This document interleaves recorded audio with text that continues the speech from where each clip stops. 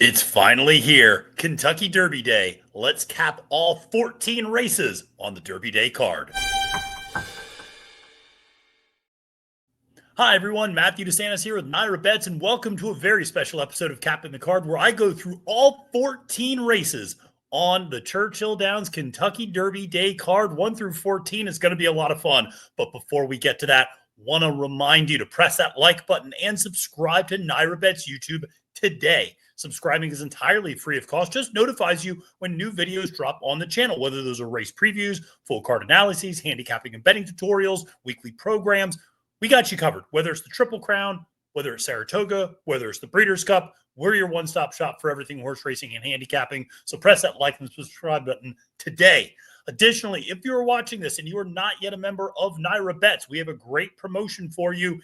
If you use the promo code DERBY25, you get up to a $200 deposit match bonus, and you get a free $25 deposited immediately. You can use it for anything. You can use it to bet in the Derby, but you can use it to bet in a claiming race at Mahoning Valley when they run there. It is entirely up to you. So listen, make sure to use that promo code DERBY25 today. All right. Well, listen, folks, it is capping the card. And for those of you who know, this premise is pretty straightforward. I go race 1 through 14. I give you my top pick. I give you my top value play. Going to be joined by a special guest later in the card to talk about the late pick 5. But listen, the value play sometimes is a horse that I think is going to win at a big price and has a chance to win at a big price. Other times it's a horse that's going to be a little bit of a big price that I go, maybe use underneath. Maybe a horse to use in exactas, trifectas, a horse that's going to outrun their odds, but maybe is not a win contender. I'll try to call that out on a race-by-race basis. But listen, let's dive into it. Don't waste any more time. Get into the very first race of the day, and it is the day of the morning, I should actually say, because this post time is 11 a.m. Eastern. Shout out to my friends on the Pacific Coast who have to set their alarm to wake up to catch this one. But listen, $120,000 maiden special weight for 3-year-olds and up, going a mile and a 16th on the dirt. And we're going to start things out with my top pick, which is Sandman. And this is a horse who, I'll be honest, I remember debuting at Saratoga last year. And I remember telling one of my colleagues, I just randomly talked to people at the track, but I remember telling someone, I said, when this horse stretches out in 6 months, that's when I'm betting this horse, because it was a Shug McGaughey horse with a huge pedigree. This is a horse that cost $1.35 million and is the half sibling to Midnight Bisou. Okay. It's also the half sibling to Verifying, Stage Left. I mean, there's some nice horses in this dam's pedigree. And so Sandman had all these expectations in debut at Saratoga. And I said, Shug McGaughey didn't train this horse for $1.35 million to win a 6-furlong sprint at Saratoga. And indeed, the horse finished dead last that day. I really wish we could have had prop bets, because I would have bet for that horse to finish, 7th or worse, and I would have made some money. That was actually a race won by Jonathan's Way, who's a very nice horse. Came back to win the Iroquois, if I'm not mistaken, in the next start. Now, Shug then promptly sends this one to the bench for the better part of 7 months, comes back in March at Tampa Bay Downs and runs what I thought was a pretty good second to Fort Sam. And that horse, of course, went on to win next time out at first level allowance and maintain that speed figure that he earned in that race. And Sandman got a 75 buyer. I think is going to move forward even more in this second start. Look at the last couple of works this horse has had. I mean, you see a 47-3 bullet work. You see a 1:04, 5-furlong maintenance work, and then another 47-4 work at Keeneland. This one is working very well, 6-1. This is the race Shug McGaughey is going to get this horse running well for, is going along on the dirt, sired by Uncle Mo, Midnight Bisou underneath, in terms of the half sibling, West Point Thoroughbred owned. This is the one you want to look for in this particular race, I think, at 6-1. Now, in terms of a value play, let's go a little further outside to Irad Ortiz Jr. And this is interesting. I don't, when I go through and I pick the horses, and I realized after I picked a bunch of the races, I don't have Irad's name up here very much throughout the day. A couple times, and I have him winning a big race later in the day, but he not as prominent maybe as I thought. Joel Rosario's mentioned a lot, Johnny Velasquez. You got Flavian Pratt a lot of times. Those were kind of the names that I ended up seeing connected to a lot of the horses I liked. But I ran here on Nick's Gate at 15-1 for Ben Colebrook. Listen, this one just didn't have a very good debut at Keeneland, and debuted, last month in beginning of April. sired by Arrogate out of a Warfront mare. And, I just thought this one has every opportunity to move forward in the second start. It was just off slow, improved a little bit late, and it was a short field going 6 furlongs. You're going from Luan Machado, who I like, to Irad Ortiz Jr. So you're getting a pretty significant upgrade here at 15-1. This one feels like really good value. I think Sansone is a very, very strong win contender. My top pick, obviously. I think a horse like Coffee Talk for Brad Cox makes a lot of sense. Even a horse like Chillax for Bill Mott with Junior Alvarado. Nick's Gate is more of an underneath play. A horse that is probably going to be a big price, get overlooked, and I'm going to throw that horse into my exactas trifectas. That's kind of the way I'm thinking about using Nick's Gate in this particular race. But listen, this is going to be a lot of fun. This is a good race to kick off the card. Let's go to race number 2, which is an $80,000 optional claimer going a mile on the dirt for 3-year-old nut fillies and mares. And I ultimately went to the number 7 Normandy Queen. And I mentioned the name Flavian Pratt is going to come up a lot today. I just think he's on a lot of really good horses. And not always the shortest priced horses, but I just think he's on a lot of really good horses today. This one's for Ron Moquette.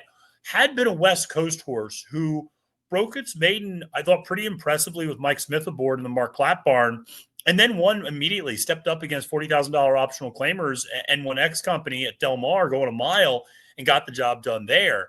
Then went to the turf and ran against a really good horse, Queen Maximum, who you're not going to beat. You're not going to beat her. And so, and indeed, Normandy Queen stood no chance.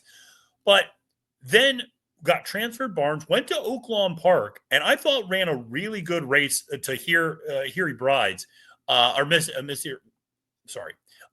Miss Her Brides. And I thought, like I said, ran a really good race that day, a second place race, but I thought it was a good effort for a new barn.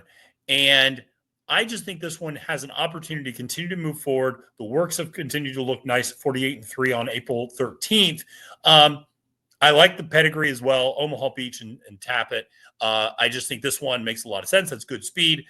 Has only one gate to wire. That is a little concerning because I do wonder if there's more speed to the inside, but I think drew well in that 7 post a little further outside. I'm not a believer in Generous Lover coming off a long layoff for Joe Sharp, the Ohio bred. I have some questions about Desert Rhapsody for Doug O'Neill. That seems like a one-figure horse in a lot of ways. And then Lemon Muffin, I just don't have any confidence in, despite my colleagues absolutely loving her every time she runs. But some of the other shorter prices I just wasn't really sold on. So ultimately landed on her. I did take a really long look, I will say, at Tap It Quick as a potential top choice at 5-1 for Dallas Stewart. I like that horse a lot and would absolutely be included in my early pick 5. My value play ultimately, because I try to shoot for 6-1 or higher as a value play. And listen, my value play in this one is number 4, Home Game, for Bill Morey, Gerardo Corrales up on the mount. This one has run a lot of good races, and I think fits at this level. I think that's really the important thing, because this horse broke its maiden debut, stepped up over a good track going 7 furlongs. It admittedly did not run that well going 7 furlongs that next time out, but then stepped up again about a month later, ran against N1X Company and absolutely crushed the field going gate to wire. So I thought that, really good effort there, and showed the ability to stalk in debut. So it doesn't need the lead, but Corrales was aboard that day. Then they got maybe a little greedy, sent the horse to a stakes race, didn't run as well, dropped back down to an optional claimer, ran a really good second to Mighty Madison. And then again, going up to Stakes Company, not quite there. Goes to the bench for a while, debuts in 2025 in an optional claimer on the synthetic and runs second that day as well. So second off the bench, you're getting back on dirt. I think this horse has some ability to run on synthetic too, but getting back on the dirt and the turfway to Churchill angle is a good one from that synthetic to dirt angle.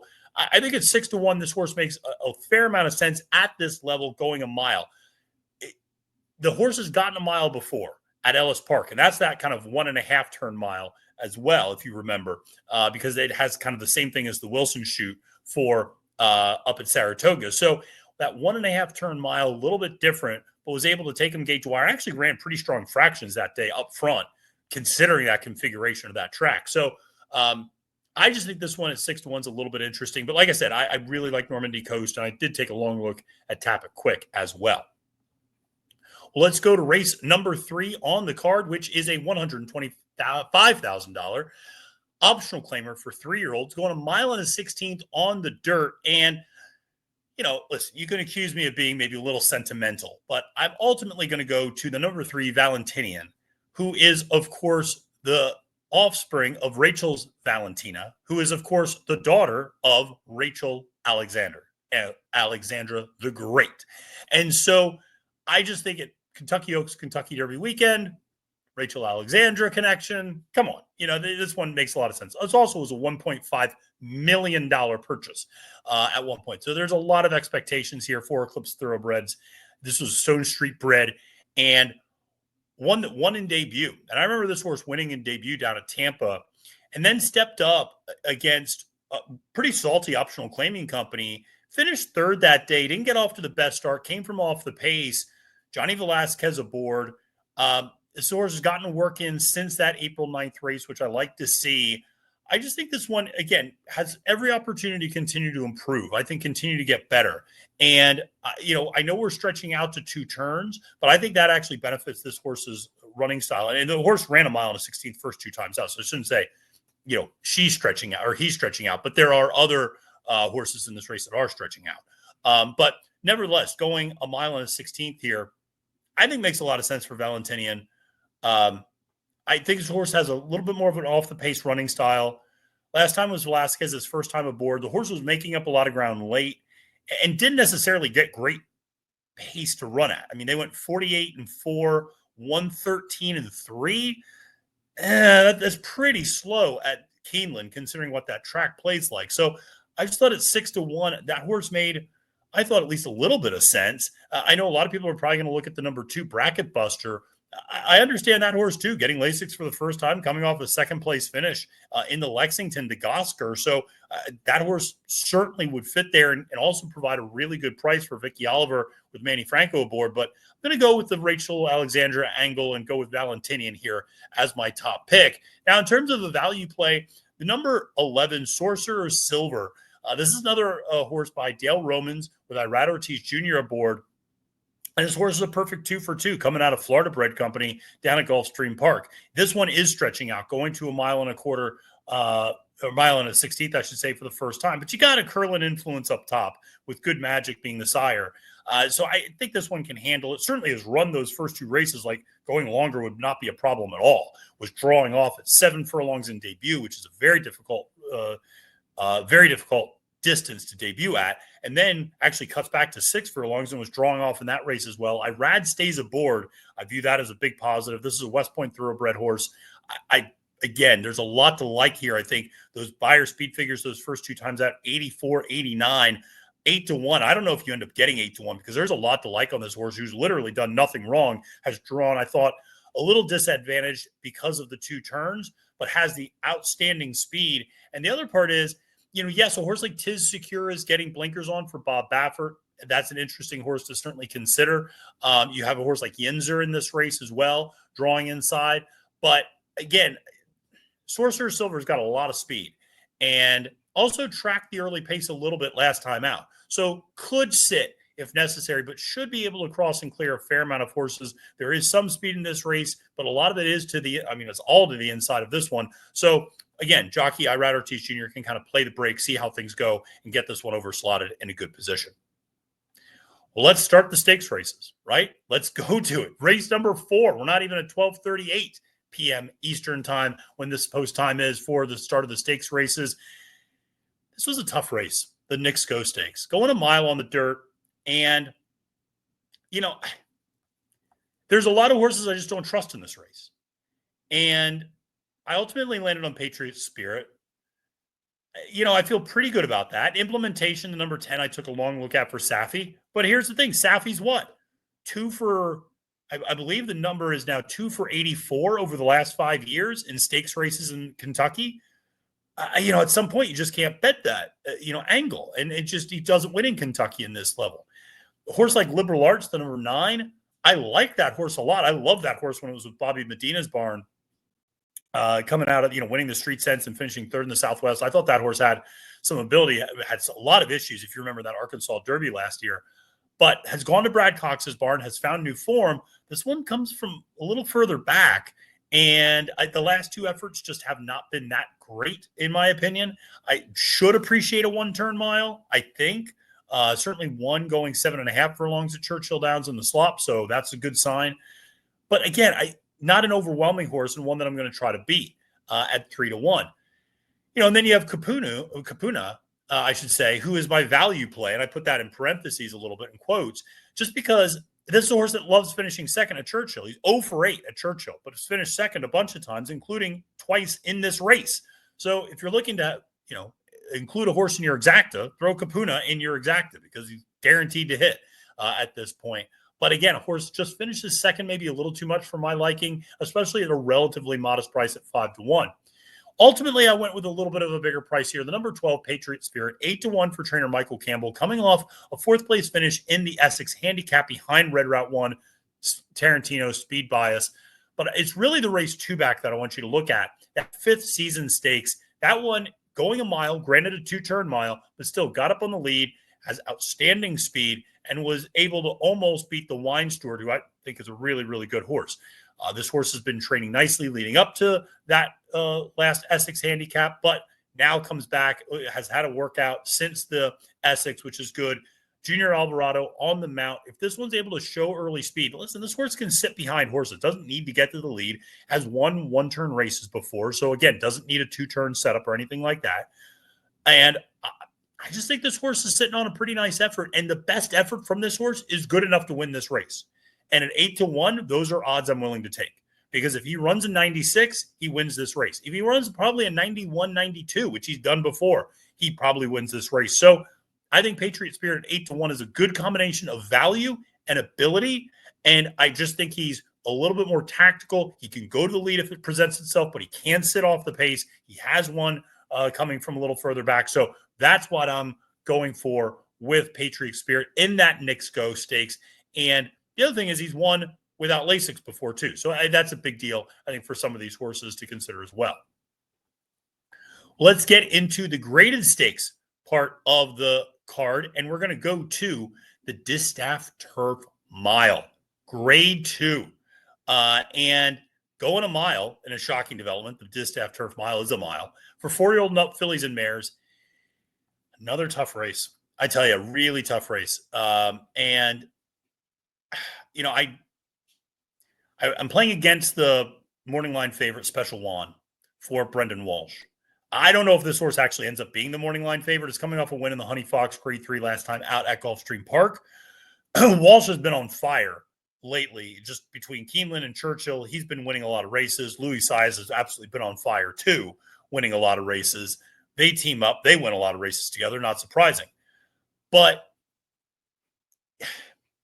the figures on this one are good, but not elite. Horse lost at Keeneland in the First Lady. We'll get to that in a little bit. Does have a lot of versatility. Came flying from well back in the North American debut to win by about 3/4 of a length with Joel aboard.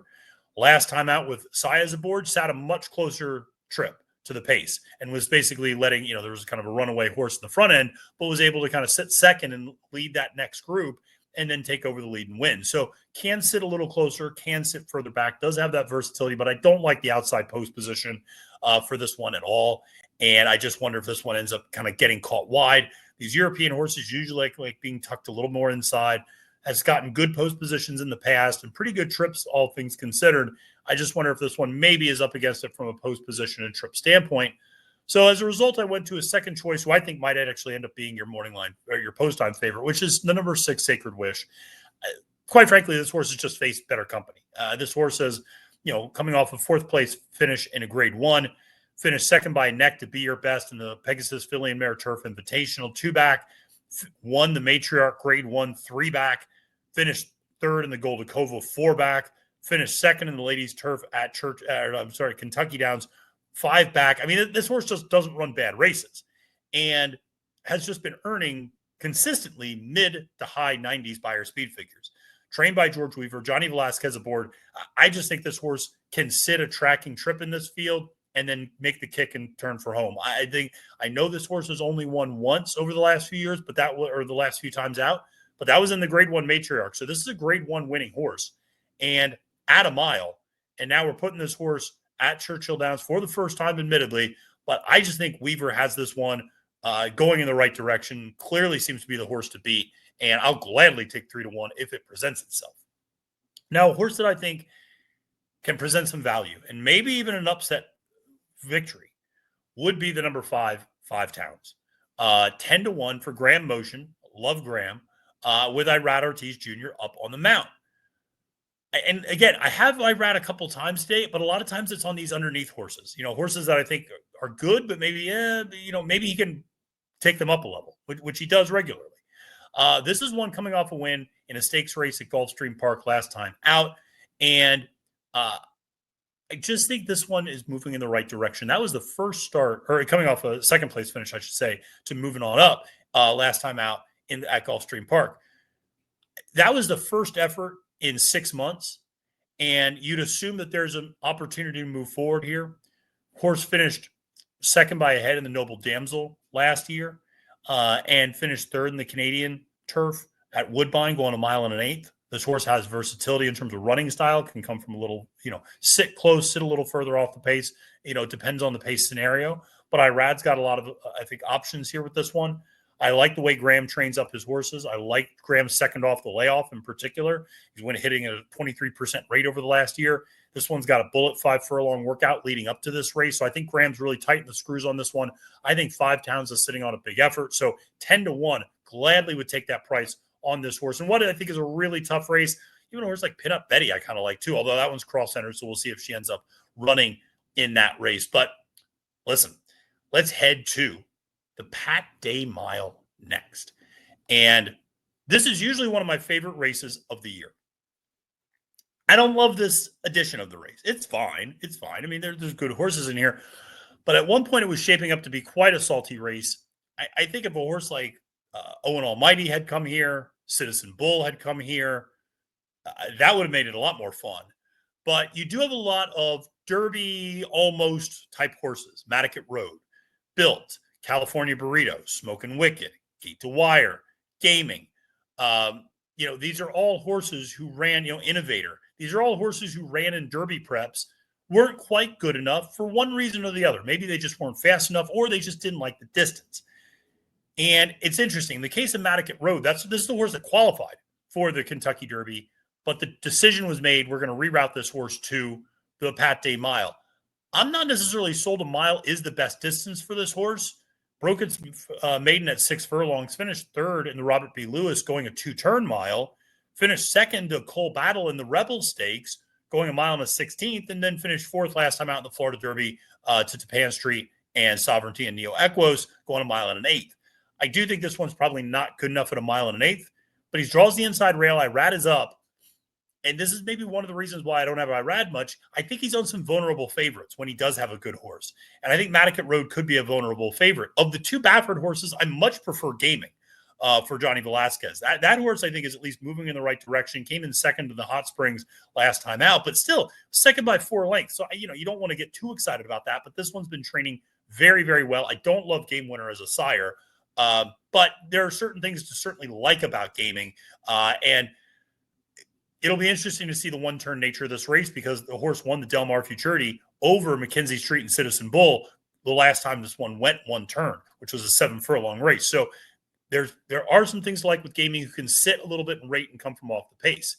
Ultimately, where did I go? My top pick was the number 2 Built for the Catman, Wayne Catalano, Umberto Rispoli up on the mount. Why am I going this direction? Well, this is a horse that I thought ran a really good effort in the Lecomte. Came back in that Risen Star, and I actually thought ran a pretty good race that day. Was well beaten, but remember, Magnitude was the runaway winner that day and ran that huge 108 Beyer speed figure. This one was right there with Chunk of Gold for second and third, and ultimately got that third place finish, got a 92 Beyer speed figure, then came back in the Louisiana Derby going 1 3/16, was really close to that pace that absolutely melted down. Tiz-tastic and instant replay come running from the back. This is a big part of the reason why I like Chunk of Gold in the Kentucky Derby quite a bit, is because of Chunk of Gold was able to stay on that pace or at least closer to that pace in that Louisiana Derby. Built was even a little bit closer than Chunk of Gold, and obviously faded back to fifth. I thought ran a big race. Here's the other reason I like him. I was very fortunate to be at Churchill Downs when this one was training, and that 59-2 5 furlong bullet work on April 24th. I was standing right next to Wayne Catalano. It just so happened as Ben Curtis, who was a jockey but was riding Built that morning. Ben Curtis came off the track with Built. Wayne said, "I had you down for 59-2. How did he feel?" And Ben looked at Wayne and goes, "He felt absolutely perfect." And so, there's something there. I think this horse is sitting on a big effort. 7-2. He might even float up because he's going to get overlooked because of some of the Bob horses. So that one is going to be my top pick. As a value play, I like Gate to Wire. A little bit of a kind of a bizarre way to get here. This is a horse that broke its maiden and debut on the turf at Saratoga and then ran second to Mentee in the Futurity at Belmont and Aqueduct. I mean, it's a graded stakes place turf horse, and ran in the juvenile turf sprint at Del Mar and finished well back that day, but nevertheless was a turf horse. Then, Todd puts this one on the bench for a couple months, comes back and debuts on the synthetic. Such an odd choice in a $75,000 optional claimer. Then he puts him in the swale, and the horse absolutely freaks on the dirt and goes and wins that race by 5 lengths over Macho Music and Gunmetal, both of whom come back to win their subsequent next starts. Macho Music winning the sophomore stakes and Gunmetal winning $125,000 optional claimer at Keeneland. So, beat 2 pretty nice horses that day in the swale. And then Gate to Wire comes back next time and goes into the Fountain of Youth. 6-horse field, finishes 5th by 4.5 lengths, just flattened out. Finished behind Sovereignty and River Thames and Neo Equus and Burnham Square. 2 of those horses are in the Kentucky Derby, or 3 of those horses are in the Kentucky Derby, and one of them is going to go to the Preakness. So finished behind very good horses. And again, I think this horse can come from off the pace, doesn't need to be in the lead. I think drew well in that regard. There's, you'll let the speed kind of go out and then kind of track them down. I think Flavian's up here, so I like the mount. I think this one cutting back to a 1 turn is really dangerous. If we can replicate that 93 and maybe even build on it, then I think this one really could be sitting on a nice effort. 6-1, I think you'll get every penny of that, maybe even more, because of some of the attention some of these other horses are going to make. And the fact that this one wasn't really on the Derby trail for all that long. But I like that Pletcher's cutting this one back, sired by Munnings out of a Street Cry mare. Now, if you're looking for a bigger price, I do think the horse California Burrito is a little bit interesting. 12-1. My only concern with California Burrito is this horse probably needs to get on the lead, and I don't know if this horse is fast enough. Now, I know this horse broke its maiden against Maiden Claiming Company, and admittedly, $150,000 Maiden Claiming Company, coming from off the pace. So this horse can pass other horses. But you look at some of those other efforts in the Battaglia and that optional claimer, Gate to Wire efforts. Last time out in the Jeff Ruby Stakes, tracked the pace, did briefly get to the lead, but then really faded back. I do like the cutback in this regard for California Burrito. 12-1, I think, is more than an honest price. So if you're looking for a little bit of a bigger price, this one's been trading very well at Churchill. I think is going to get overlooked on the board, could present some interesting value. All right. Well, let's go to the turf sprint, shall we? You know how much I love handicapping turf sprints, and I say that very facetiously. But every once in a while, you find a horse and you go, I like this horse. And that is what I felt about Rogue Lightning for Tom Clover. Again, Flavian Pratt up on the mount. I just think Flavian's on a lot of really good horses. And it was one of those things where I really wasn't even, yes, I pay attention to who the jockey is, but it wasn't like I was setting out to pick a lot of his horses on Derby Day. It just kind of ended up shaking out that way. Speaking of shaking, this one's coming off a second place finish, I should say, in the Shakertown. And that was the first start in North America. This is a horse that had been running in France, then goes to Qatar and runs in Doha in the Duquesne Sprint, wins that race actually, then comes over here to Keeneland just a couple months later and runs all. I thought it was a pretty good second, and all things considered. Got caught at the wire by Think Big, who's also in this race and is actually a little bit of an interesting price. But I think second start in North America. This one's sitting on a good effort, has gotten in a local work at Keeneland. I think can absolutely move forward from that 99 buyer speed figure that he earned last time out. And if he does, I I doubt you'll get 7-2 on this horse. Think Big is right next door, 4-1. I wonder if this one can back it up next time out. Ben Curtis stays aboard. Ben's been riding exceptionally well at Churchill Downs, 3 for 6 in his limited mounts for Michael Stidham, the trainer. But again, I'm just going to lean towards the Euro in this particular case and think that maybe second start in North America, you see a little bit of a move forward. Now, another horse that was coming out of that race that I think is also going to move forward is the number 6 Run Carson. This is my value play for Kelsey Danner. John Velasquez aboard 6-1 on the morning line. I think, again, you'll get every piece of that. This one might just break open the gate. I mean, this one, you look at that last workout, 33-3, 3 furlong workout. Hello, this one was flying. So there's clearly a lot of speed here. I think they really want to put more speed in this horse potentially. This one has done best when up on the lead. Can pass horses, though. I mean, you look at that start 3 back at Churchill Downs over this turf course. Earned a career best 101 Beyer speed figure and came from 7th that day with Flavien Prat aboard. Now, Johnny Velasquez up this time, but Johnny's won on this horse before and actually won a stakes race up here in New York with this horse. So this horse can win off Lasix. This horse can sit a few different types of trips, is training very well, and is second back from the layoff. Didn't run from December until April. Now you're getting second back from that 4-month layoff, has a victory over the Churchill Downs turf, has 2 wins at this distance. 6-1 on Run Carson. I like this horse quite a bit. And the more I talk about it, the more I might actually make this one my top pick at the end of the day. I just think you're going to see a big improvement from that first to second race. Remember, that horse also is getting off the rail. Broke from the inside rail on a turf sprint. Tossed those efforts immediately. Had a tough trip that day as well. So I think Run Carson at 6-1 makes a lot of sense in this particular race. Well, listen, that gets us halfway through the card.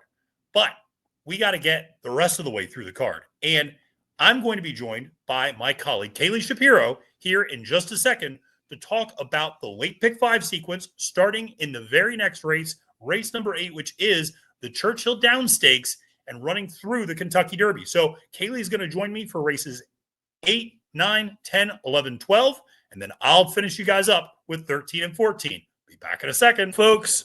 Folks, we are back, and as I promised, joined by my colleague, Kaylee Shapiro, here with NYRA Bets. Kaylee, thank you so much for joining and talking about this late pick 5 sequence, starting with the Churchill Downs Stakes and running through the Kentucky Derby. What a great sequence. I can't wait to play this pick 5. Yeah, this is such a fun sequence. I cannot wait to play it. So I'm happy that you're having me on to talk about the late pick 5. I thought that a lot of these races came up so strong, especially the one that we're starting with. So really excited to talk about them.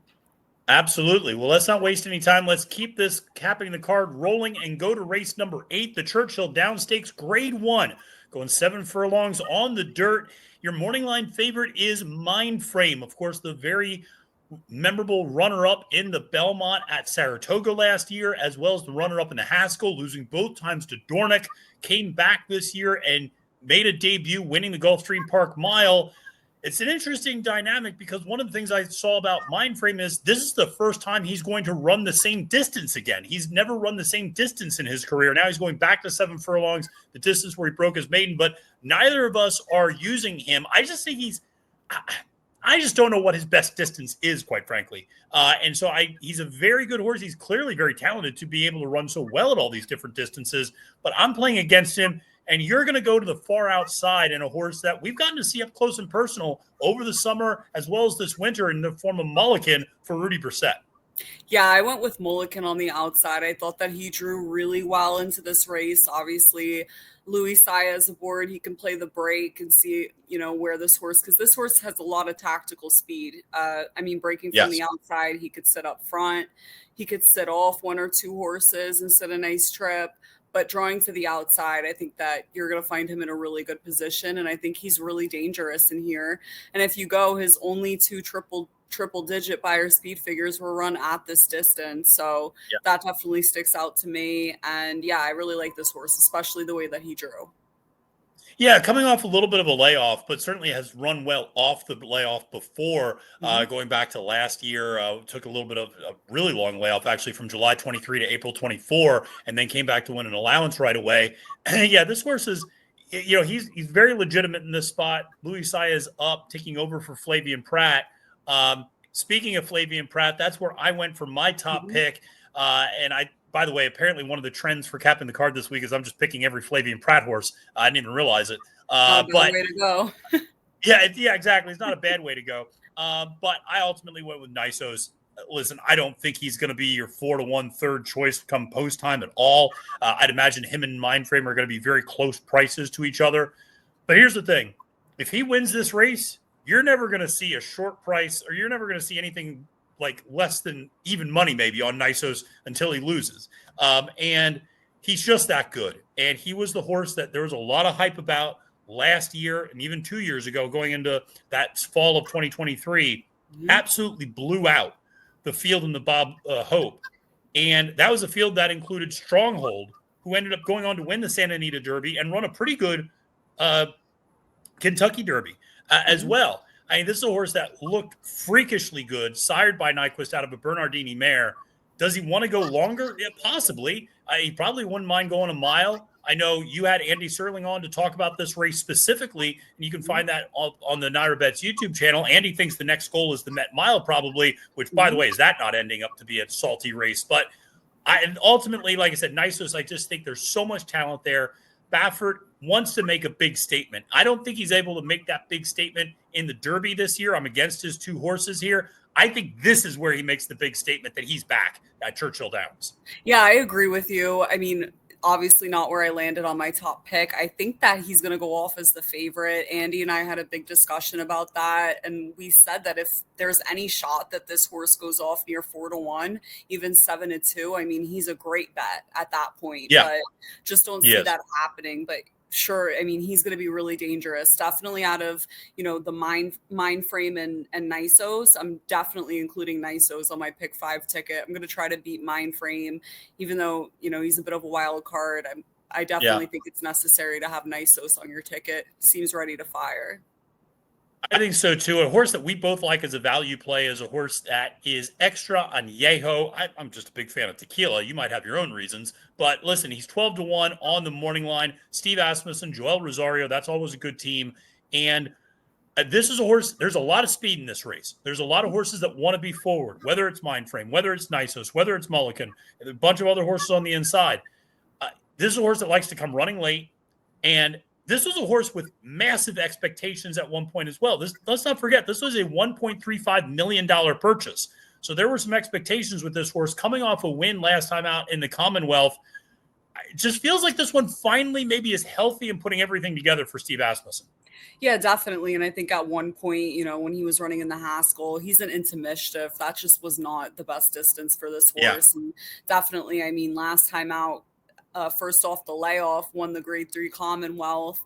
Might have not been the strongest field. I thought that the field was pretty good, though. I mean, it's a Grade 3 at Keeneland at the same distance. He got a 97 buyer speed figure right off the bench. So that definitely stuck out to me. 12-1 on the morning line is a great price on this horse. He seems like he came back really strong as a 5-year-old. So he's one that I'm definitely going to be using underneath my top pick to get some value. And also even one that I go as far as to say that I'll have on my pick 5 tickets. Because like you said, there is a lot of speed in this race and it could set up for, a trip that extra añejo is likely to get.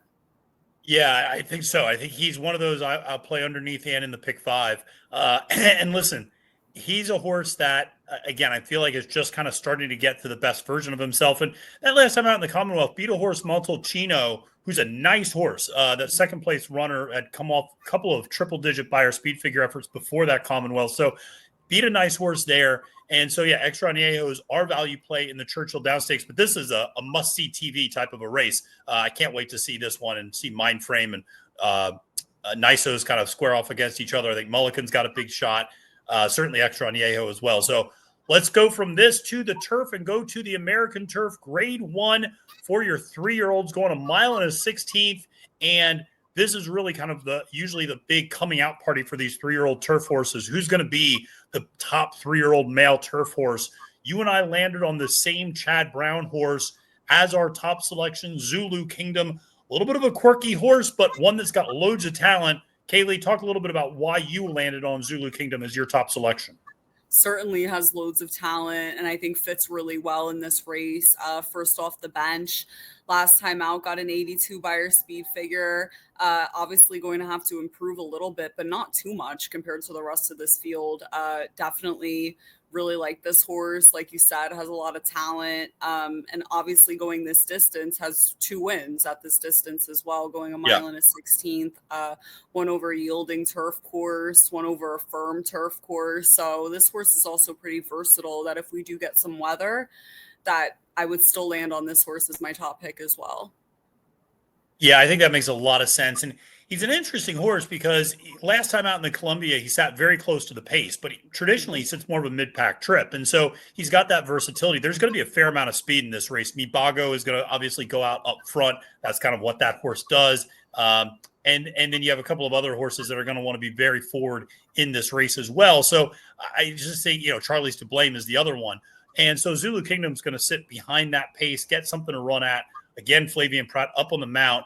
And what's interesting about this horse is if you've gone back and watched his races, he does have a tendency to kind of lose concentration a little bit once he gets to the front. So he'll make this big charge and pass horses. And then once he gets in front of them, he kind of looks around like, is anybody else coming? No, nobody. And just kind of invites other people in. But he never lets anybody get past him again. But he doesn't necessarily win in as dominating a fashion as you would expect when you see that kick that he unleashes at some point. That's why he wins a lot of these races by a neck, by a head. He's kind of still a little bit immature. That's something Chad has talked to Maggie Wolfendale about and Acacia Clement about after races. So it's something I know that is just something to keep in mind with this horse. But the talent is absolutely undeniable. I know Chad's very, very high on this one. So Zulu Kingdom as our top selection. Now you went to a value play 20-1. A horse trying turf for the first time, but one that we liked on the synthetic not all that long ago. Yeah, and this one actually does have a start, first career start over the turf. First start on the turf, yeah, sorry. Yeah, I got a 68 that day. I mean, that was also just his first start in general. After that, ran very competitively, broke his maiden on the dirt, and then I thought ran 2 pretty good races at Turfway Park this winter. So This is one that I've always been trying to get home. I really like this horse. I mean, 20-1 on the morning line is really hard to be talked off of using this horse in exotics in some type of way. There's a note that this horse has no siblings that have tried the turf, but actually this horse's only sibling ran only on the turf. So I know the Maximum Securities, they're not known for going long on the turf, but he's also a new sire. So there's some potential there. And this one, has a bit of bottom pedigree that can fit well, trying turf. I mean, I know he already ran on the turf, but I think maybe we'll see some improvement second time trying it. So 20-1, thought I'd give him a shot underneath. Hey, why not? I mean, there's definitely more turf pedigree in there than people realize with this one. Even up top with Maximum Security, there's turf when you dig back a couple generations. So it's not crazy to think this horse is going to take to the turf. And like you said, debuted on the grass actually at Ellis Park and ran a decent enough race, actually broke from the far outside and was pretty much a dead last and made up a ton of ground to finish 5th that day. So wasn't a bad effort by any stretch, but ultimately has been on the dirt and synthetic ever since. I went to a horse that won me a little bit of money last time out, and that's the number 5 Test Score, who won the Transylvania at Keeneland over a good turf course. Again, if there's a little bit of rain, a little bit of give in the ground, we know this one can handle it. 4-trainer Graham Motion with Manny Franco aboard. This horse just doesn't really run bad races, quite frankly. The With Anticipation wasn't maybe his best effort, but outside of that, hasn't missed the trifecta and, has finished 3rd in the Kitten's Joy to a couple of horses. And that was a race that was really kind of controlled on the front end. And it broke its maiden, 3rd start. And so, like I said, ran that With Anticipation before he was ever even a winner. And so then comes out last time in the Transylvania, comes off a little bit of a layoff and gets a nice win, shows a really good turn of foot late, beats a couple of these fellow runners like Scipio and Maui Strong. I think Scipio's a little bit interesting at 12-1 too. But it feels like this one can continue to move forward for Graham. Got to work in over the turf at Churchill Downs, which I very much so like. So you got a Kitten's Joy underneath. You got to play a little bit of a cat angle. That's a shout out to our colleagues who love their cats. But listen, I just think Test Score 10-1 makes a little bit of sense here as a value play. Maybe you play it underneath Zulu Kingdom.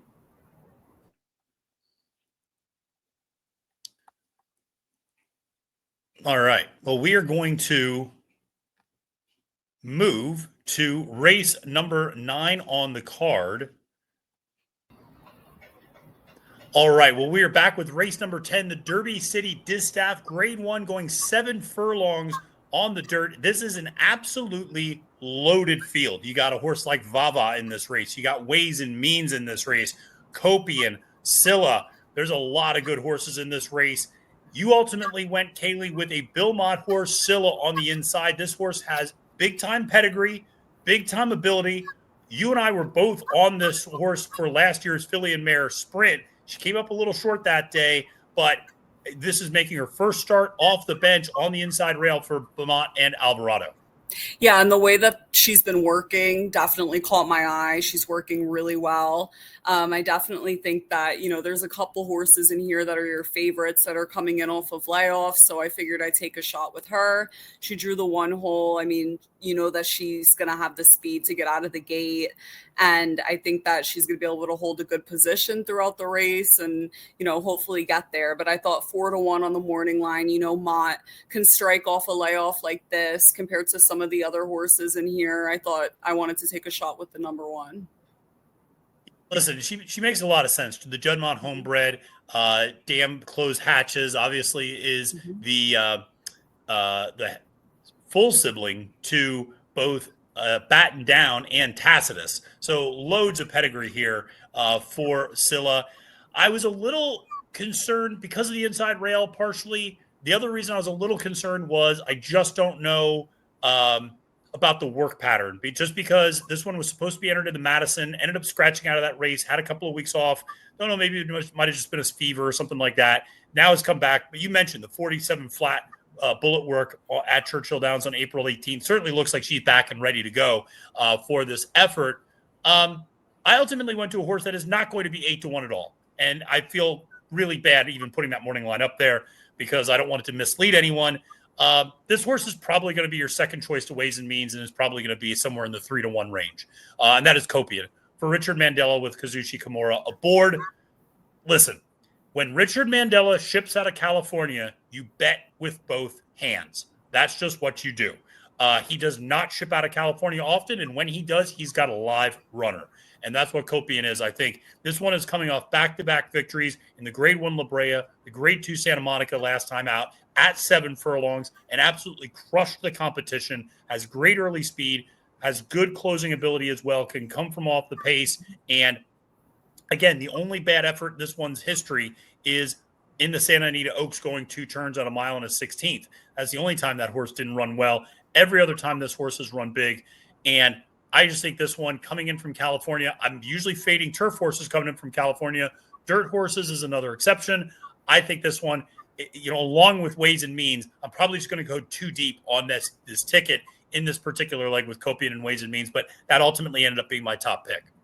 Yeah, I think this horse is going to be really dangerous. Definitely going on my ticket as well. I think all 4 horses that we have on the screen right now are definitely going on my ticket to try to stay alive here. I think I'm going to try to play against Ways and Means coming off a layoff, even though I recognize her ability. I'm definitely going to have Vahva on there as well. But yeah, definitely the 4 that we have. I mean, I am not as confident in this race as you are. I'm definitely going to spread a little bit here with all the horses coming in off of layoffs, but your top pick looks pretty dangerous. Yeah, and listen, your top pick is coming off a big Grade 1 victory, or your value play, I should say, is coming off a big Grade 1 victory in the Madison last time out at Keeneland going 7 furlongs. That's Positano's Sunset, and I was kicking myself because I've tried to get this horse home multiple times, going back to last year at Churchill Downs when she finished second in the Open Mind, and a bunch of other times in the Chicago. I remember when she was right behind Vahva, and so she's one that's always been knocking on the door and finally seems like she's had a breakthrough victory last time out. 12-1, good value. Yeah, I really like this horse. I mean, last time out in the Madison, obviously she won a Grade 1. That was second off the bench. I think this is the perfect distance for her, as you can see with her last 2 starts. I mean, she got a 92 right off the bench. She was running with Lasix that day, switched off of Lasix, obviously, for the Grade 1 Madison and got an 100 by her speed figure. She's one that has some late kick in a field with a lot of quick fillies, a lot of quick mares. So definitely wanted to use her. I think that she's going to be picking up pieces and hopefully can sit sort of a similar trip. I know obviously in the Madison, she broke from the one hole, but she did break from the far outside in the start before that as well. So I think whichever way you see it, I see this one picking up pieces in the late stages of the race. Yeah, listen, it makes a lot of sense. I think at 12-1, good value. A horse that I'm going to include as my value play, who I actually think is going to float up quite a bit because I think Kopion's going to take a lot of money. I think Ways and Means and Vahva is going to take money. Scylla is probably going to take some money. Emery, this horse doesn't run a bad race. That's all there is to it. She just doesn't run bad races. Her only time out of the exacta was a 4th place finish in the Grade 1 Frizette in her second career start. And that was going a mile over a sloppy track. When she's sprinted, she's always hit the exacta. I mean, she just doesn't run bad.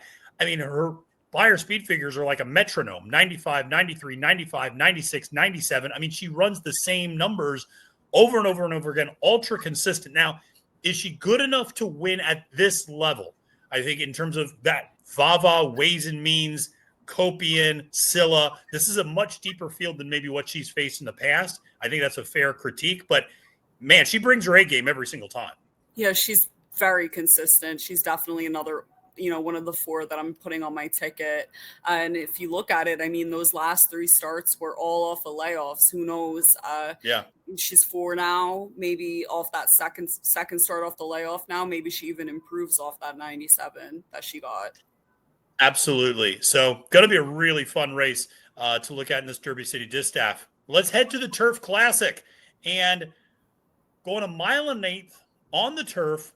And I'll be honest, this year's edition of the race and renewal of the race, I don't want to say it feels less than, but, no Charlie Appleby horses coming over. No Aiden O'Brien horses coming over. Sometimes we get those Euro invaders coming over for this race. We don't have that this year. And it's not to say these are very good horses that are running, but there does seem to maybe lack a little star appeal in this particular race. You ultimately went to a horse that, probably has more star appeal than just about anybody else here, and that's Integration for Shug McGahee. And certainly he's got a lot of star appeal riding him in terms of Frankie Dettori, who was the star of Race for the Crown on Netflix, or one of the many. But Integration's a horse that, again, you talk about a horse that doesn't run bad races. This is one that's certainly up there, always seems to be right there at the wire.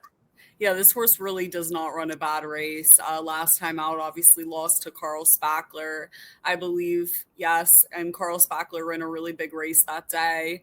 This one finished a good second. I mean, that was also first off the bench.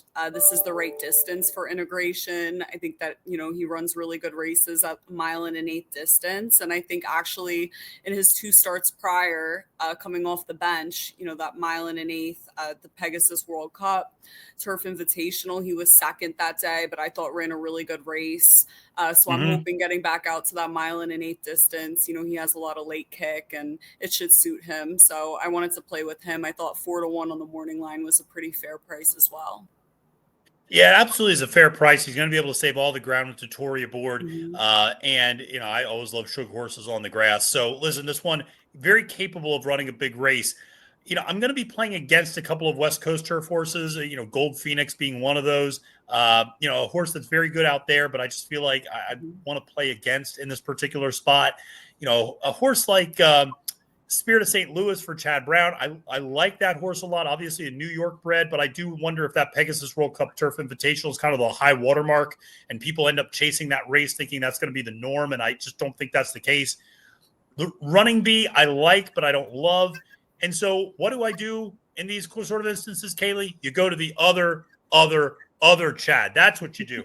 You go to redistricting. You go to the third Chad choice.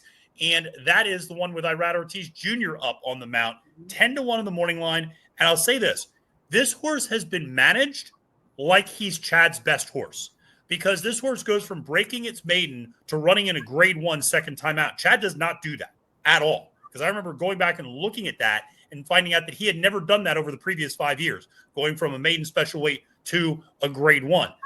Then the horse, goes to the bench for a while, comes back, gets a kind of a boost victory and an allowance. And then what's he do again? Ships the horse across the country to another grade 1. Again, an angle that Chad doesn't really use very often in terms of shipping across. Now, things didn't go well that day, But then the horse comes back off of another long layoff, a significant layoff this time, runs in the Knickerbocker, nearly wins. Again, shipped all the way out of Del Mar for its next start in the Seabiscuit Handicap, comes in second that day to Mi Hermano Ramon, who is a pretty good horse out there. And then last time out, comes off the bench in the Muniz Memorial. And I just think, Chad continues to put this horse in grade 1 races and hasn't gotten the results yet. But at 10-1, he clearly sees talent in this horse. You have Irad up, staying up on this horse. So, or taking over, I should say. He's ridden this horse, by the way, to both of its victories. I don't think that's a coincidence either. So, I don't know. 10-1, I'm going to take a swing with this as my top pick. And you clearly see something there, too, because this is your value play. Yeah, and definitely one that I'll have on my ticket. I thought 10-1 was pretty generous on this horse. Saw the same thing, that this horse was moved up pretty quickly to grade 1 company right off that maiden win. Clearly had a lot of potential in the beginning. And last time out, I mean, that performance at Fairgrounds, you might get this horse might even float up a little bit, in my opinion. Yeah. When people look at that last effort, but that was first off the bench, going 1 mile and an eighth. I mean, that's no easy task. So I think second off, obviously the horse is going to improve and has a ton of late kick, and you get Irad aboard. So, although he loses Flavian, he does get Irad. So that was also nice to see. Yeah, I think this one could be pretty dangerous second off the bench. Yeah, and I would actually say, coming from off the pace, I'd rather have Irad, because Irad's going to make a hole for this horse one way or the other. And Irad's going to do what Irad does, and that's when I like having Irad on my ticket. Is when I need a horse to find a seam through, he's going to find it. Listen, my value play in this one is a bit of a shot downfield, admittedly. But the number 8 Cameo Performance for trainer Brendan Walsh, Louis Saez up on the mount. This one ran in that Muniz Memorial as well and almost got the win there. And that was a big perk up in terms of buyer speed figures, 96 buyer for that race. And I just think this one, that was the first race off the bench since late August. And so we go 7 months without a race, comes back, runs really well in that race. Did have Irad up that day. Now Louis takes over for him. Was running with Lasix that day as well. That is something to keep in mind, though. Did win a stakes race without Lasix at Ellis Park last year. So again, a lot of information here, but the bottom line is this horse can win off Lasix, though that last win came with it. Still, the 96 buyer to debut as a 4-year-old. Oscar Performance is the sire. And I just think this is one maybe that is going to take a step forward from 3 to 4. And maybe that 96 is kind of the new floor for this horse, and this horse can kind of move forward. And if that's the case, 20-1 is an absolute gift on a horse that could move forward from a 96 and a really close third place finish in that Muniz Memorial. If we're talking about redistricting at 10-1, coming off a far worse performance in that same race. So I just thought Cameo Performance at 20-1, a little bit interesting. Probably a horse I'm going to be playing around with more underneath, but still one that I think is going to be fascinating. Yeah, this is another one I took a long look at. Obviously, Brendan Walsh, he's going to be pretty dangerous. I thought that the last effort fits in really well with this group, that 96 buyer speed figure. And like you said, if we're both looking at redistricting, this one fits just as nicely. 20-1 on the morning line. Not sure if you're going to get that. It's a Brendan Walsh horse, but I mean, looks pretty dangerous. Certainly fits on paper. So absolutely. Well, listen, let's not keep the folks waiting. Let's go to the showstopper, the grade 1 Kentucky Derby for 3-year-olds. And this is going 1.25 miles on the dirt. Listen, I have no idea what the weather's going to be. Louisville doesn't know what the weather's going to be. The weatherman doesn't know what the weather's going to be. I don't think it's going to be horrendous. I think it might be a good track. I don't think it's going to be sealed, but we'll see. Remember, there's a lot of time in between the last dirt race and the Kentucky Derby. In fact, just to put that in, the last dirt race is at 4:50, and the post time for the Kentucky Derby is at 6:57. So they got 2 hours to work on that track between the end of the Derby City Distaff and the beginning of the Kentucky Derby. If it stops raining, they're harrowing that track. I guarantee it. And it's going to be run over, I'd imagine, a good track. So we'll see. There might be some moisture in it. But we have to talk about a horse that is not on this screen at all, and that is our morning line favorite, Journalism. He is coming in from California. He has been the dominant horse in his crop this year for sure. Coming in with back-to-back 100-plus buyer speed figures, has beaten every horse they've thrown out of out west, and you and I both have him in the second position. We both say if you're building out a pick 5 ticket, you got to have journalism Mhm. in it. You'd be foolish to exclude him. He might not be your top pick, and he certainly won't be a value play, but he is a horse that is very, very serious that you got to take, and I think include on any of your horizontal wagers. Of course you have to. I mean, I think that obviously me and you are both trying to just it is the Kentucky Derby. We've seen crazy things happen. So even though he is the best horse coming into the race, you really never know what could happen. Do I think it's pretty likely he wins? Yeah, I do. And I'm definitely going to have him on my ticket. And I sure hope that if he beats my top pick, that that he puts on a pretty big show when he does it. But yeah, I mean, journalism seems like a monster, looks like a monster, runs like one. He's going to be pretty tough to beat, but it is the Derby. So I figured I'd take a shot with a horse that I've really loved since he was 2 years old, Sovereignty. I think obviously this race has a lot of speed in it. This horse has never really had that much pace to run into. He's been up against track biases, and I think he really likes Churchill Downs. He broke his maiden there. Yeah. And I think, he's only gotten better since. He's been meticulously managed leading up to the Derby. They have not used, I don't even think they've used 60-75% of this horse yet. So I'm really excited to see him all out. I think as long as he can save ground, get into a good position going into the first turn, I think he could sit a really nice trip, and he's certainly going to have pace to run into. But yeah, Sovereignty and Journalism for me are really the two that I'm focused on and that I think have a pretty good shot on Saturday. Yeah, listen, Sovereignty is a very tough horse to get around, I think, and very serious horse. He's in my top 4 as well. I think he's got a big chance, obviously, in this race. I will say, just to keep people updated, the advanced wagering for the Kentucky Derby is open and available. Obviously, there's going to be a lot more money into the pool eventually, but Journalism right now is actually a very tepid 4-1 favorite. Honestly, it should be a value play at 4-1. Christ. And that's insane.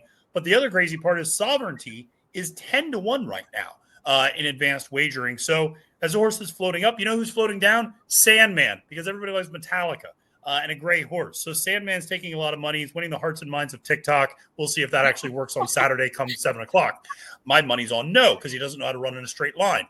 But I ultimately went to a horse in the number 10 Grande, 20-1 for trainer Todd Pletcher. You could accuse me of being a New York homer because this horse finished second in the Wood Memorial. Of course, we know no Wood Memorial winner has won the Kentucky Derby since Fusaichi Pegasus, which is why I'm not betting on Rodriguez. But Grande, listen, I watched Andy Serling's Kentucky Derby preview because there's 2 things I enjoy doing more in my life than watching Andy Serling's Kentucky Derby preview.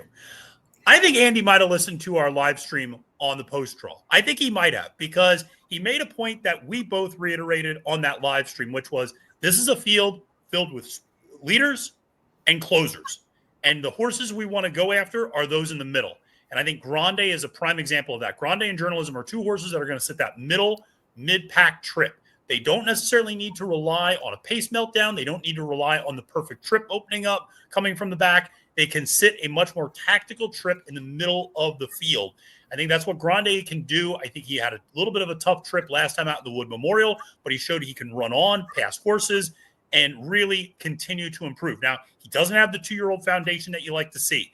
You do question whether or not he can kind of step up to this level of competition after only 3 career starts. But he's got the pedigree for it, sired by Curlin. There should be no doubt that this horse will want to go 1.25 miles and should get stronger late in the race. So at 20-1, I'm taking a swing with this horse. I think he's at 18-1 right now in advanced wagering, so he's kind of maintaining that value. And I think anything above 12-1, I would still be interested in using him, maybe 15-1, that range. But he's going to be my top pick. I know he's a horse you obviously have as your value play in this race as well. Yeah, I'm definitely going to have him on my tickets. I think that he'll be close to 12-1. I would even take him at that price. I mean, as your top pick, that's a great bet. I think that obviously stretching out in distance is really going to move this horse up. He ran a really good Wood Memorial. And it's definitely interesting to think about which horses are going to be mid-pack, moving from mid-pack. I did read something about Junior Alvarado saying that his ideal trip on Sovereignty, for example, is to sit between 10th and 12th.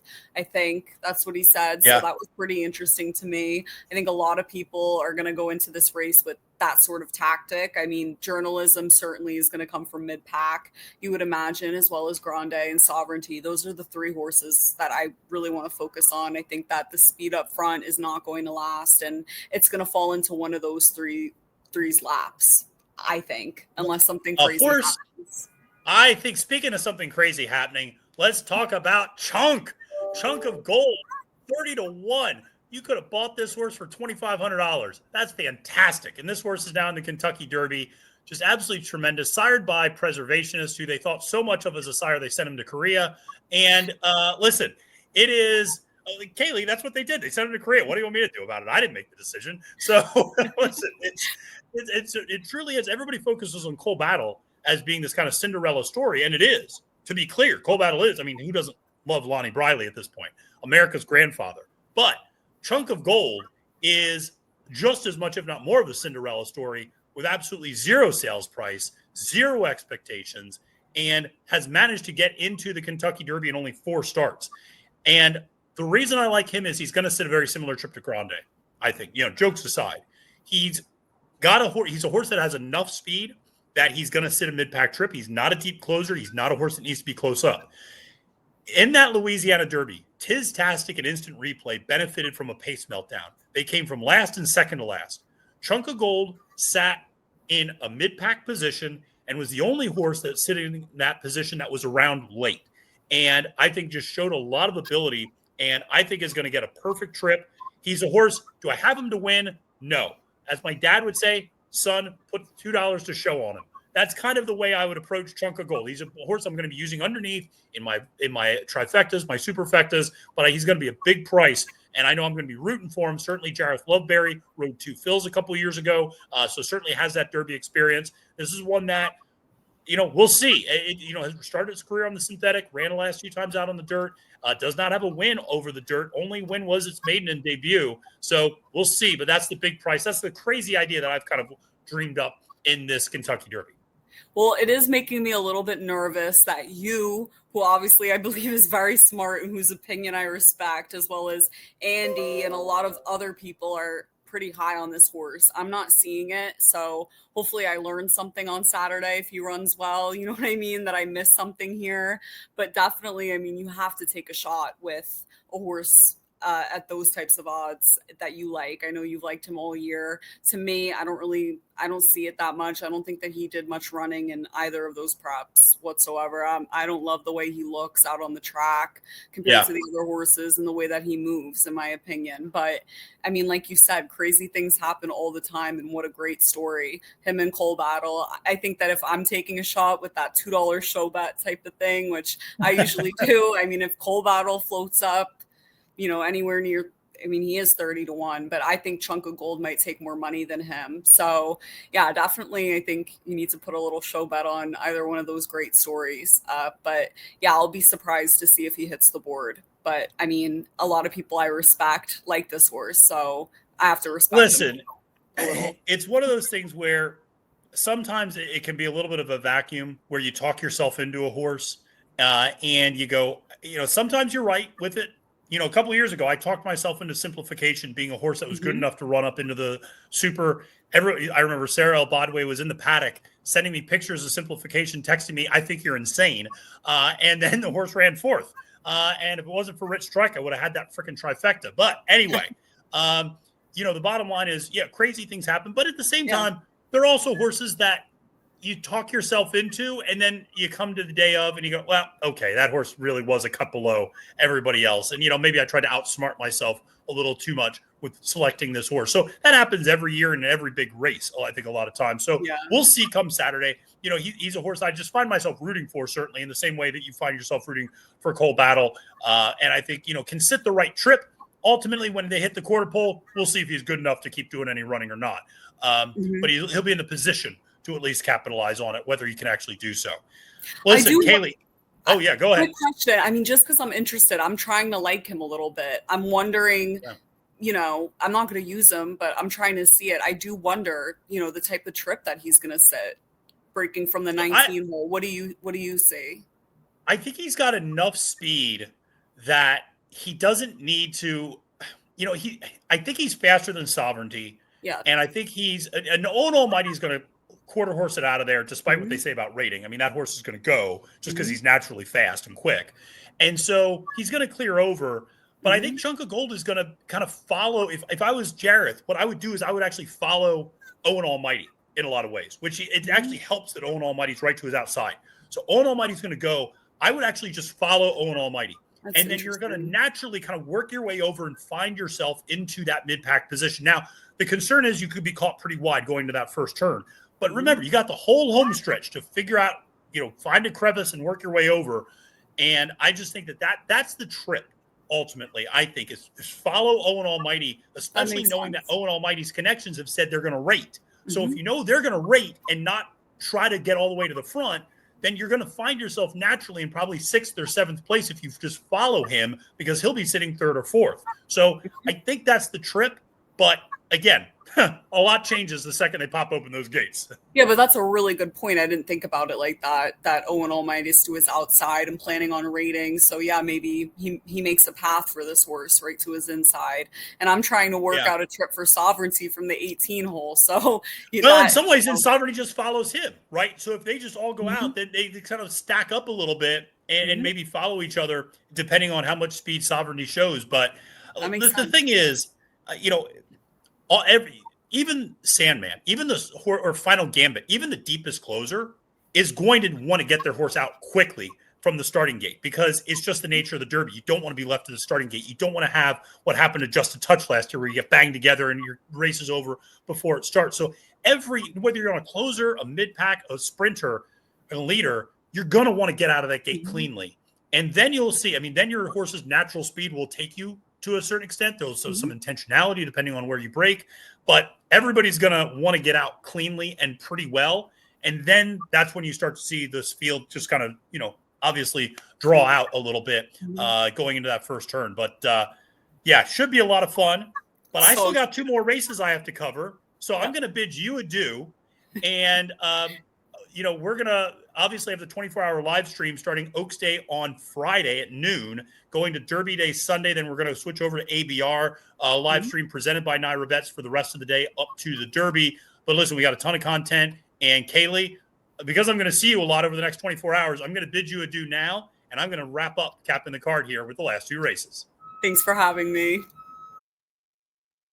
All right, we are back. Last 2 races. We run the Kentucky Derby, and then guess what? Yeah, we still got a couple more races to go. So listen, let's dive into it and talk about race number 13 on the card. And this is a 6.5 furlong, $125,000 allowance race for 3-year-olds.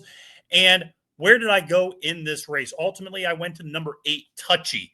This is a horse I have been successfully beating the last couple of times out. And the Lafayette was much more of a long shot with Colloquial being in there. But the previous few times, people really liked this horse, and I just didn't like this horse either in the Turfway preview or in the Sunland Derby. And other people did. I just didn't see it. And I think what you're seeing is now this horse cuts back, which I'm glad to. Did it in the Lafayette too. Was facing a tough group in Colloquial and Smokin' Wicked there, and really good stakes company. Now we're getting blinkers on for Wesley Ward. We're getting first-time Lasix for Wesley Ward. These are both incredibly strong moves. Joel Rosario stays aboard, 6-1 on the morning line. This is the type of race where I like Touchy quite a bit. So 3 Chimneys Farm, I like this. Just all of the connections here. I think the equipment change is a big deal. The Lasix being added is a big deal. Really like this one, and the value at 6-1. If you get that value, I think that's fantastic. So this is one with the blinkers. I would imagine would show much better early speed. Can be a little one pace, but has shown the ability to pass horses. And again, I think 6.5 furlongs is the right distance for this horse. So has been training beautifully leading up to this race as well. So really like that 58-4, 5 furlong work at Keeneland on April 22nd. I shouldn't give a shout out to Romanesque. This was a horse I was really high on actually going into Derby season. And the San Vicente, this is a horse that beat Rodriguez in debut, and then comes back in the San Vicente and had a little bit of a tough trip, honestly, and finished 5th to Barnes, but I thought was making up some ground late. What has not been seen for a while is making the trip here at Churchill. The works don't overwhelm me necessarily. This isn't the typical Bob Baffert, a lot of bullets, a lot of big works, a lot of 6 furlong works or anything like that. A little bit more chill of a work pattern, a little bit more regular of a work pattern, which isn't a bad thing, but it just makes me wonder. I don't know if he's fully cranked coming off that layoff, having not run since January 4th. So that's one of the reasons I really like that horse a lot, but I don't find myself using that one as my top pick at 5-1. Now, where did I go for my value play? Well, I went to the number 3, Furio. For trainer Joe Sharp, Jose Ortiz up. Blinkers are coming off this horse, and this horse is cutting back, thankfully, to 6.5 furlongs. Horse debuted at Churchill, ran 5th, just faded a little bit late to Big Boat and Kalahari Dreams. But that was as a 2-year-old. Comes back and breaks his maiden first start out at Fairgrounds and did so very impressively in gate-to-wire fashion. Then goes and steps up to an optional claimer going a mile and a 16th and loses to a horse Instant Replay, who's a pretty nice horse, obviously, who went on to finish 3rd in the Louisiana Derby, went on to actually win a stakes race after that at Oaklawn Park. So, Instant Replay, a very nice horse. But ultimately, Furio goes to the Louisiana Derby, and listen, it was just too much. He finished 9th by 36.5 lengths, was part of the early pace that absolutely collapsed. Now we're getting the Lasix back on. That's key because those two victory, the maiden victory, and the $100,000 optional claimer came with Lasix. We're getting Lasix back on. That's good. Blinkers are coming off, so maybe we can relax a little bit. But this one's got exceptional speed. 6.5 furlongs. We're getting back in the wheelhouse of what this horse can do best. I just think there's a few things to like here with this one. And at 10-1 is a horse that I'm going to probably use underneath. Could I see this one fading late again? Probably. But again, a horse I would be using underneath, maybe depending on how much you spread in this last couple of sequences. Maybe you want to throw this one up on the top end as well. But again, one that I think at 10-1 will present good value because I do think some of these other horses are going to take a bit of a price. All right, let's talk about the last race. 14 races, $120,000 maiden special weight for 3-year-olds and up, going 7 furlongs on the dirt. We're going to finish by going to a favorite. I don't love doing it that way, but that's the way it kind of worked out. And that is the number 12, Pursuit Never Sleeps. 93 buyer speed figure in debut for this Dale Romans runner, son of Ghost Zapper. Junior Alvarado up on the mount, rode this horse in debut at Gulfstream Park. And here's the thing. This horse finished second that day to Here Comes Francis. Here Comes Francis came back to win an $75,000 optional claimer at Tampa Bay Downs in the next start and won by 5 1/4 lengths and very, very easily and ultimately earned an 89 buyer speed figure. So yes, regressed a little bit, but also wasn't being asked to do much in that particular race. The more important thing is the 4th place horse from that maiden debut effort is a horse Vibe for Todd Pletcher. That horse stepped up next time out, went to a mile at Gulfstream Park, broke its maiden easily by 9 3/4 lengths and recorded an 85 buyer speed figure. So this one actually improved massively off of that debut effort.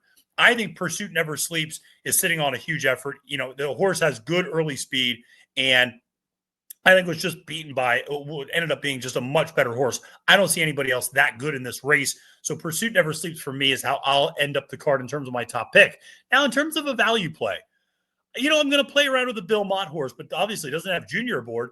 And that is the number 10 Excite with Joel Rosario aboard, trying dirt for the first time. This one started its career on the turf, ran a couple of decent races actually, but it's coming off kind of a poor effort going 9 furlongs on the turf. And now we're shortening this one up and running this on the dirt.